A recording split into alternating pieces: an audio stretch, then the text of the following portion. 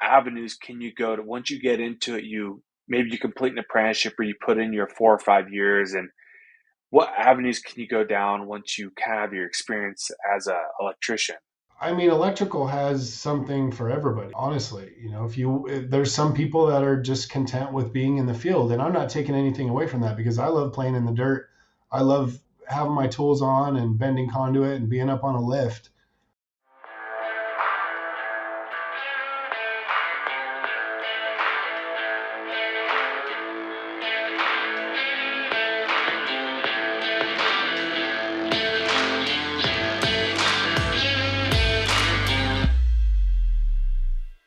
Welcome to BCBP episode 14. Today we have Chris Paris.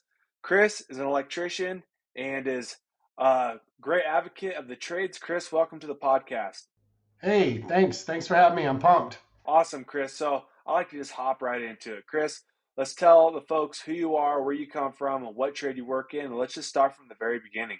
All right, yeah. So my name is Chris Paris. I am an electrician by trade. I'm a licensed electrical contractor in California.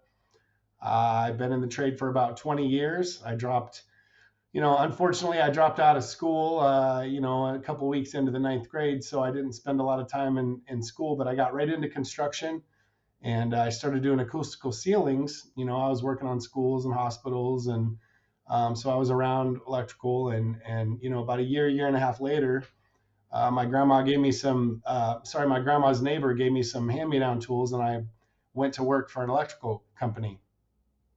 So that's how I got into the trade, and I've been doing it ever since. I spent probably 10 years in the field, and then about 10 years, working as a journeyman, working as a foreman, managing projects, multiple projects.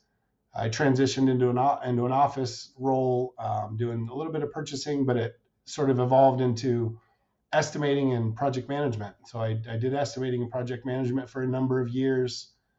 And then I got into pre-construction. One of my final roles with the contracting company was with as a pre-construction manager, and they're amazing company, top 10 electrical contractor, great company to work for, and just going from the field to estimating to project management and into like pre-construction and business development, clients, contract negotiations, things of that nature. It's been quite a ride. Awesome. So obviously the electrical industry, whether like for me working in the alignment industry or electrician, really any trade in the electrical industry period is a very sought after, job. Like everyone needs electricity and power, right? So it's a great area to work in.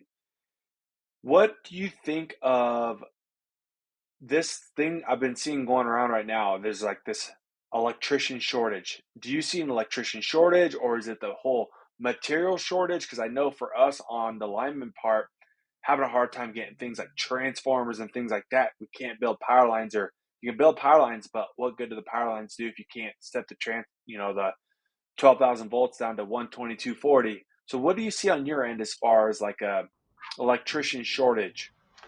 Well, I think everybody, I mean, I don't want to speak for everybody, but I think everybody, for the most part, is experiencing, a shortage of human resources. There's backlog keeps growing for the companies, developers, and general contractors continue to build, and it's keeping the books, stacked. But then you've got employees that are sort of static, right? You're not getting a lot of new people coming in. People start getting burned out, so retaining employees is a little difficult. Labor rates are higher, so margins are shrinking when it comes to, like you said, shortages of transformers and switchgear. If a power company doesn't have transformers, their project isn't coming online, and the same thing with 2,000 amp, 3,000 amp, 4,000 amp switchgears. When you're looking at a year lead time and the schedule, they want to open in 9 months. Of course, that's a challenge. So companies looking to do anything that they can to try to get ahead of it. Maybe they're early purchasing switchgear. They're working with the developers and engineers on the front end, to try to get some of that stuff quicker, or at least get it started, right? So that you get in line. And same thing. I mean, lighting, switchgear, generators. So yeah, lack of product and equipment, lack of human resources, challenging schedules, challenging projects. It's definitely challenging, I think. What do you see to combat? Now, there's only so much you can really do, with material shortage and that the supply chain issue. But like you're saying, there's a human resource having a hard time retaining, maintaining, having good employees or getting new employees. What can we do, or what could you see could be done to help combat that? To retain employees better. Yeah, is it because the employees just don't like the work, or is it a pay thing? Like, what could you see happening that would help, combat a labor shortage, like we're seeing across the trades? But since you're familiar with the electrician trade, I mean, what do you see? Yeah, I think everybody's trying to figure that out. There's companies doing all kinds of different crazy things, like unlimited days off, or I've seen people talking about doing that, right? And I mean, I don't necessarily see how that would work, because as long as you get your work done and things are tidy, yeah, take as much time as you want off, which I get. There's people in the field, they want to do 40-hour work weeks, but they want to work 410s. That's one way that companies are flexible. But then you've got general contractors, they work Monday through Friday. So how can you be a contractor that's not on site when things are happening? So that's a challenge. Companies are paying more money now, so I think people are making a lot more money in these positions. Apprentices are making more money. Electricians, journeymen, foremen, superintendents, project managers, project engineers. These people are all making a lot more money now than they were, say, 2 years ago or 3 years ago. So, I think the pay is good. Um, it's it's a hard thing to do, right? Like, you got a business and you run a business and you've got projects, you've got challenging projects that you're doing, and it requires somebody to overcome those challenges. So there's a level of stress that you have to be able to endure, in order to be successful, because otherwise you're going to leave the office at the end of the day thinking that you didn't get enough done, or you didn't, feeling good about what you did because you're not meeting the demand. That tends to burn people out quickly. But what do you do? I mean, the best company can do is be smart about the jobs that they take on, so that they don't overload their people. They make sure that they apply the proper resources to the project so that they can satisfy the client. Um, and I get companies want to be aggressive, but the more work you take on, that puts heavier loads on your people. People don't want to be overwhelmed. Not everybody, but then you got like the 80-20 rule. You got 80% of, and maybe this isn't true for every company, but typically you got 20% of the people doing 80% of the work, right? So maybe if you got 5 or 10 project managers in there, how many of them are actually as good as, are they all the same? Probably not. Yeah, so obviously, I mean, like I was mentioning, uh, with the electrician shortage, this I feel like is a great time to get in any trade, especially the electrician trade. So we have a lot of the younger generation. I'm 26, who don't really know about like I'm thinking high schoolers now and 18, 19, 20 year olds that don't even know what like these opportunities exist, like the electrician trade, like the kind of money you can make, what kind of career benefits you have. I'm sure you've kind of talking, which I kind of want to segue into as well, is getting started in an electrician trade. What are some like what's like education you could get, certifications or experience that would benefit you if you are looking to want to get into the electrician industry? Shoot, man, things have changed so much since I got into the trade, right? I didn't have any formal education or apprenticeship programs. Not that there wasn't any available. I just learned everything from being hands on in the field. I had great mentors. Obviously you have to pass inspection, so you learn things, that you did wrong from not passing inspection. But if people want to get into the trade, I mean, I think companies are interested in taking on anybody at this point. So if you have the desire to work hard and want to be successful and build cool stuff, you just have to reach out to the company. And then there's approved apprenticeship programs for the union. There's approved apprenticeship programs for open shop companies, and people can pursue that path. They can. Yeah, I mean, if I would say just go to work. Go to work. Find somebody to give you a job and go out there with the shovel and a pick and literally start from the ground up. Yeah, I mean that's if you have the willingness to be able to learn, work hard, and and put your time in, you regardless really anything you get into, you can be successful in it, right? So kind of what you're saying is what is literally go door to door, like make phone calls. If you want to become an electrician, I'm sure you can make up probably a few phone calls and you'll have a job by the time you get done calling companies. I mean, if it's that's kind of also something I want to do with Blueprint as well is show that the fact that you don't necessarily need a formal education to be an electrician, right? Like show the incentive to go to that mom and pop shop down the road or an electrician company. Be like, hey, I'm interested in becoming an electrician. I don't have any formal education or really certifications or experience, but like I'm young, I'm willing to learn, willing to work. I feel like that's a like right now that's a something that is very possible for anyone to do.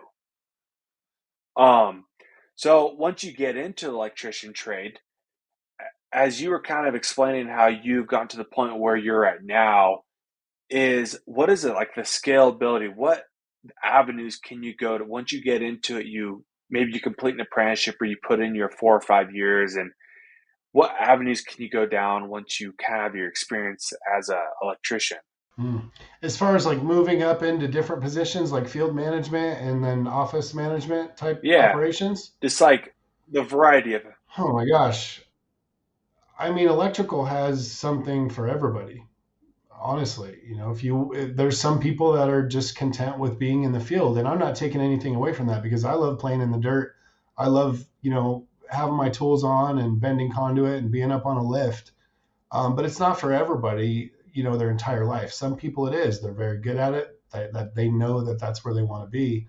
But if you're a young electrician and you see the office guys come onto the site and they're dressed in their, khakis and button ups and they got their hard hat and they're looking around and you wonder, hey, how do I get a job like that?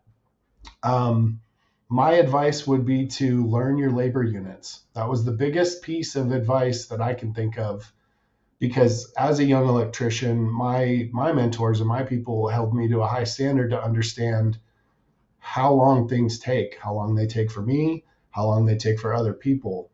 And to be able to estimate a job, to be able to look at a job and understand what it's going to cost or how much time it's going to take is very valuable. So if you pay attention and you work it out in the field and you watch different people and you watch different tasks, whether it's underground, whether it's pulling cable or installing overhead conduit or devices or pulling cable through metal studs or wood studs, whatever it might be, understand those labor units because you can take that into operations. You can take that into estimating. You could be an estimator. You could be could start out as a junior estimator, an estimator. You could be a senior estimator, a chief estimator.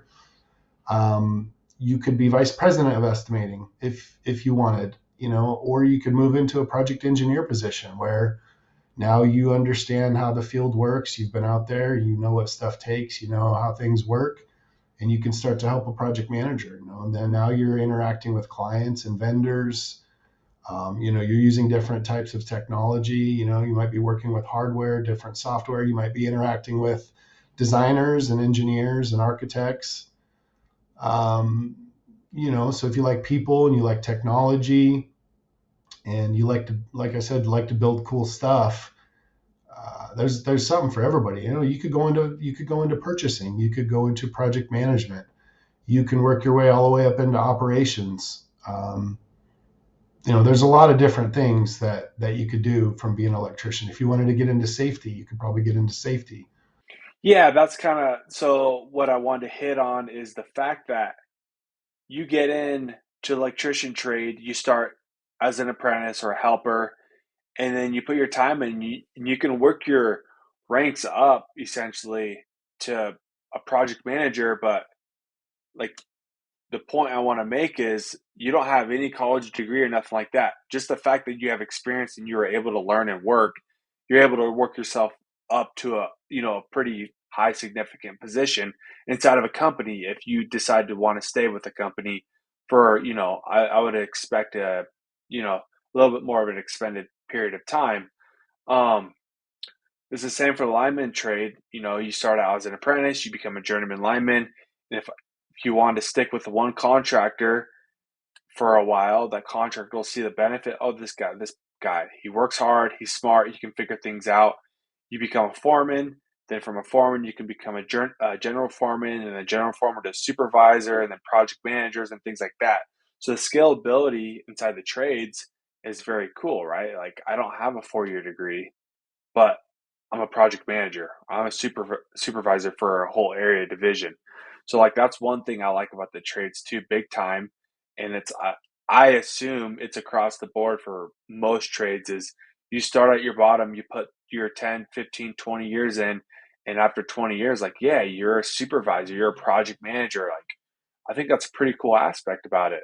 It's awesome. It's awesome, dude. I seriously, when I was in the field, I was, dare I say, I was ignorant. I didn't really think when I was young. I mean, probably a lot of us, right? We didn't think we're not as mature, right? But when I was in the field, I didn't think anything more than getting to the job site on time and going to work. And my boss, at the time, he was either, from our perspective, he was either in the office with that little roller calculator thing, or he was golfing. And I didn't understand at that time, and coming from a smaller company, I didn't understand the the gravity of or the magnitude of what the possibilities really could be. When you're making six figures and you're in an office and you're looking at plans and you're interacting with people, estimating is my thing. I love estimating. Estimating is the best because, right, you get the best of both worlds. You get to understand what the field's doing. You're pricing up jobs. You're interacting with PMs. You're interacting with operations and safety, and you're really like a key person, right? And so people depend on you. Another thing is that when work slows down for contractors, estimating usually ramps up, right? If you don't have any work, you need to start bidding some work. So estimating is a very secure position. Sort of losing my train of thought here. The question, as far as the scalability, and not having a 4 year degree, can you just run that question by me again? Oh, I digressed a little yeah, bit. no, it wasn't really a question. I was just more so making the point about that, like the scalability inside the Oh, trades, right, right. not having a 4 year degree in construction supervision or something like that. So, yeah, I just want to get that point across because I feel Hmm. like it's a very like valuable point that a lot of people don't realize. Um, so I kind of like to segue into the bread and butter of what most people like to talk about is the kind of money and things you make inside electrician trade. Let's start from, I mean, I don't know if you know like how it is like this day and age now. I'm sure you're familiar with pay scales and things like that. Obviously, it differs across the country, what state and counties and things you work in, but you are located where in right now? California or Vegas? Yeah, I'm in Reno. I'm in Northern Nevada. So what are the pay scales like there? Let's if I were to start out as a helper or first step apprentice, what kind of money would I be making? Well, you get peanuts at first. We pay in peanuts per day. No, I'm kidding. I'm kidding.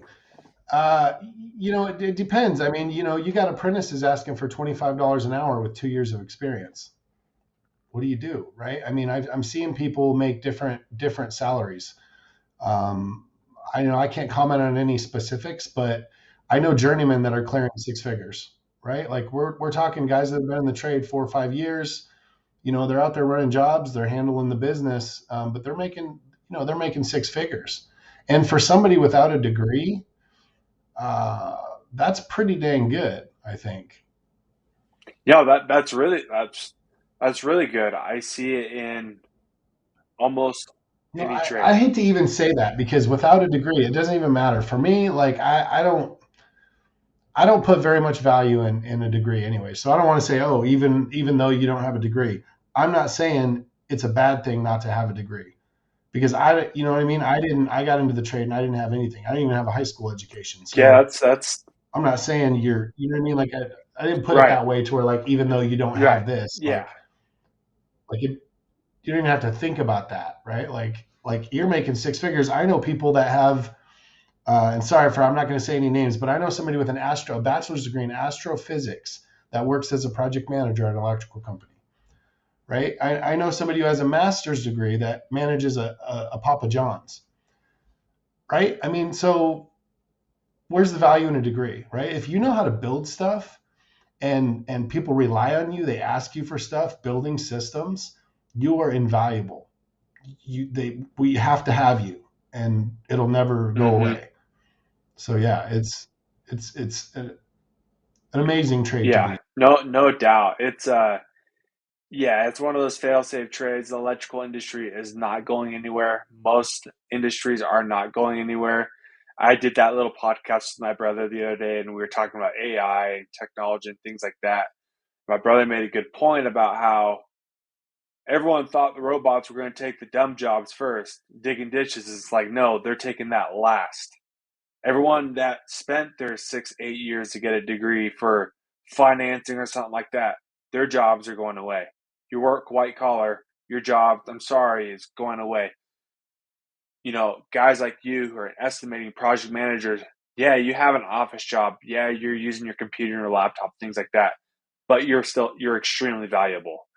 Someone who just crunches numbers all day, like for financing or something like that for Chase Bank, your job's probably gone. I mean, I'm I that's just the way I see it. I could be completely wrong, but yeah, I don't. Tough way to Yeah, look at it. I don't know. But and that's an interesting topic too because estimating, right? Like even estimating, I think at some point AI is going to be good enough to be able to take in a set of Yeah. drawings and probably produce an accurate Hmm. estimate, right? Like we're probably not that far away from that, so estimating might be at risk. Project management, probably not so much, right? But estimating could be one of those things that's like, oh well, But if the technology but the comes good down, th- a company like Trimble build it yeah, or but the something. good thing is like you have so much years of experience in the electrician trade. Like, oh, your estimator job got taken over by AI. Well, Chris has so much experience. Like, okay, we move him to a project management position. Or like worst case scenario, oh, you go back to betting tube. Like, you know what I mean? Like you still have immense amount of volume, Yeah, yeah, regardless. You know what I mean? Because you yeah. have those, And contractors are slow to adopt stuff anyways. there. So they could come out with the technology right now today and they wouldn't adopt it for another Exactly. 20 years. That's why I love the trades. So I kind of want to ask. We kind of touched on it a little bit earlier, but in today's day and age, if I'm an 18-year-old who's just graduated high school, like what would you recommend? Like right now, am I going to go knock on doors? Should I go to a trade school? Like what do you see, in this day and age with the technology, and you see a lot of things about going to trade schools and things like that. Like what could you recommend? 18-year-old coming right out of high school, I guess if it was me, I would just go show up on someone's doorstep. I might look in the phone book. Well, we don't really have phone books anymore, Google. but I'd find a job site. I mean, that's how I did things back in the day. I'd see a job site, I'd see somebody, I'd walk up to them and I'd say, "Hey, I want to work." And that usually did the trick, Hmm. right? But you got to follow through, Yeah. right? You say, "I want to work," and then only show up 3 days a week. That won't last Right. long. But if you show up and you're ready to go every single day, anybody will hire you.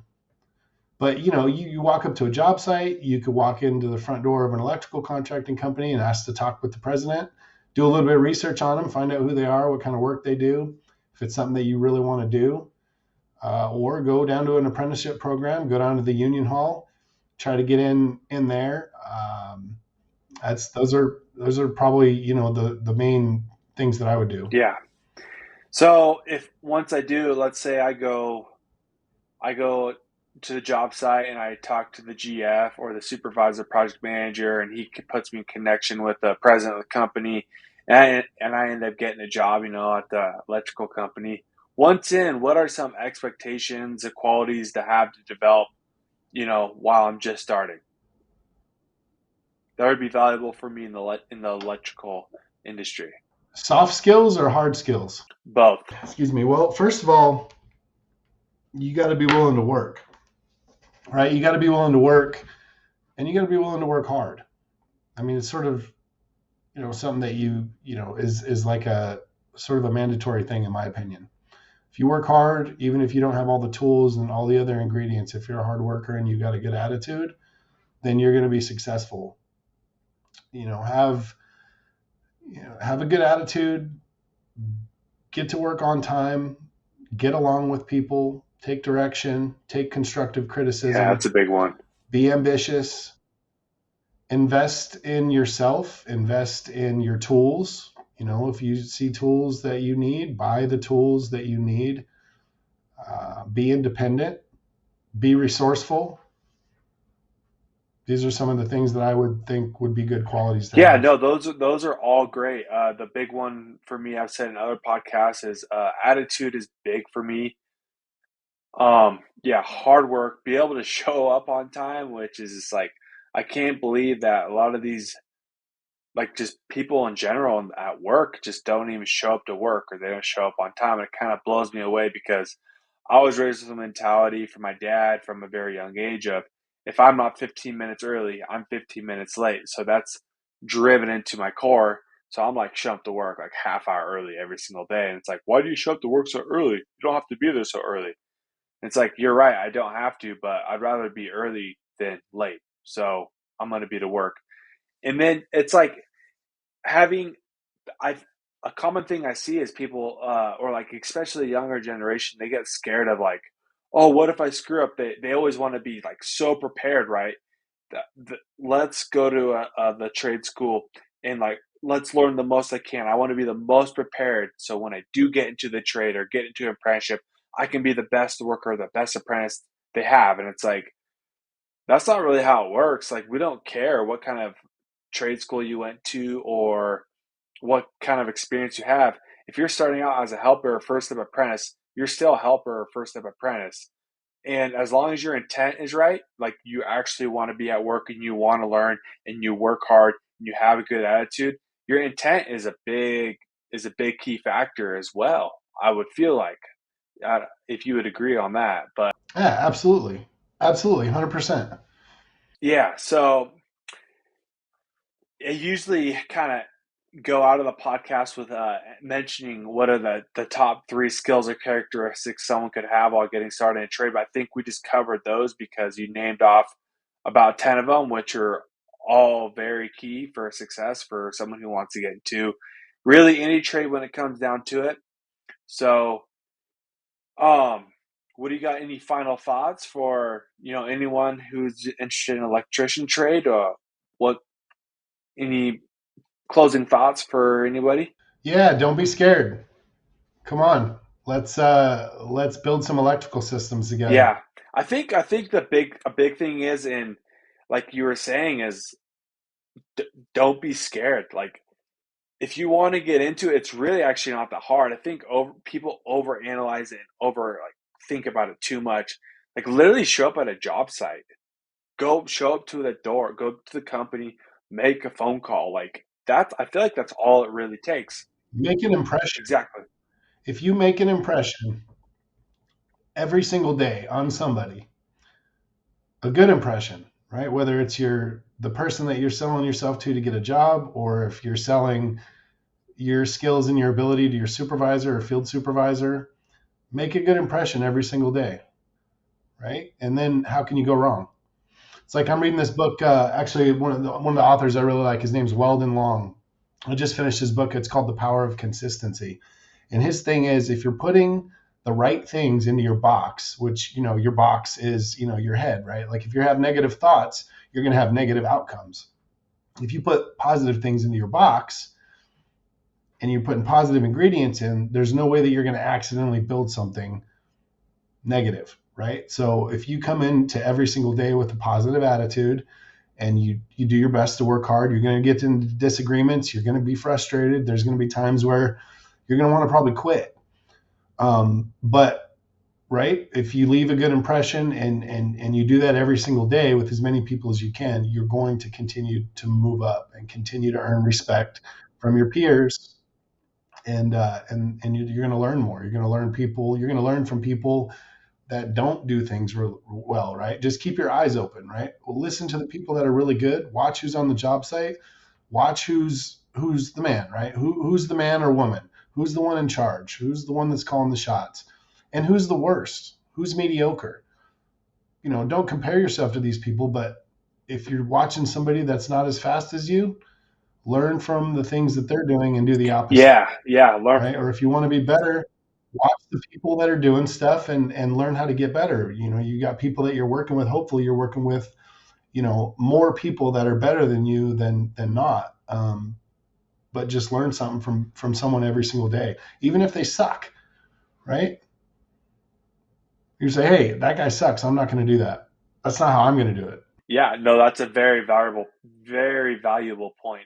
That whole last little segment you just gave with the box, what you put into your head, if it's negativity, I mean, that's what you're going to produce. Positivity, that's what you're going to produce. I'm gonna have to search for that book because I'm just finishing the book I'm reading right now. So that sounds like actually very. I like reading those kind of books. That sounds like an interesting book. I'm gonna have to check that one out. So Chris, uh, Great yeah. book. Great So do book. you have any social media? Do you have anything you want to shout out at all to the audience? So where someone could find you if they want to reach out with any questions or anything like that. Yeah, man, I'd like to plug a couple things. I don't know how you're going to frame it up or whatever you're going to do Yeah, with no, it, but I would say, I'll just put it in the description of the YouTube channel. So people can go to the description, and I'll have links down there if you want to send me the links too, and I'll put them down there so people will be able to click on it and go right to where what you shout out. okay, yeah. So should I just talk about material management and yeah, so material management, I'm with material management, vice president of sales and material management. For 25 years, we have been the conduit for electrical contractors to feed their purchasing through, right? We help you lower overhead.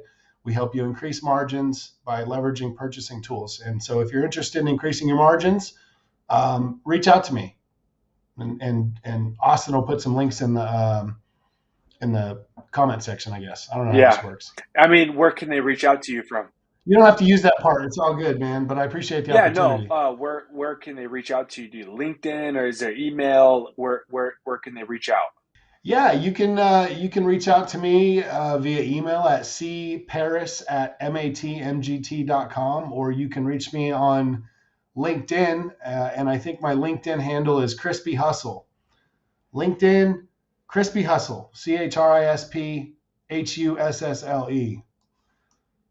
One of my favorite rappers is Nipsey Hussle, so a little bit of Rest in imitation. peace. Well, yeah. So I'll have those links in the description for anyone to check out, and if they need to reach out to you, they know where to find you. And yeah, Chris, I really appreciate having you on the podcast. You provide a lot of good value for anyone who's interested in electrician trade, and a lot of good value about just electrician trade in general. So I really appreciate you coming on and spending the time and doing this podcast with us, so we can further help educate about blue collar trades, skilled trades, and help build some futures for the future generation of skilled workers. Absolutely. All right, Chris. Well, I really appreciate you and thank you for coming on the BCB podcast to help further educate people about different skilled trades opportunities, especially electrician trade. It's a massive opportunity for anyone, especially right now. So I really appreciate you taking the time and coming on. Yeah, man, I appreciate it too. It's been fun. We should do it again Yeah, we sometime. might have to do a part two, except maybe on the part two, we'll do this new section we have called Three Hot Topics, where I get three hot topics going on in blue collar industry, and then we throw them out and just discuss about it. So maybe look forward to do something like that with you in the future. And like again, thank you for coming on and spending some time talking about the electrician trade. Yeah, man, I appreciate it, dude. All right, Thanks. we'll talk to you later. All right, Austin, take care.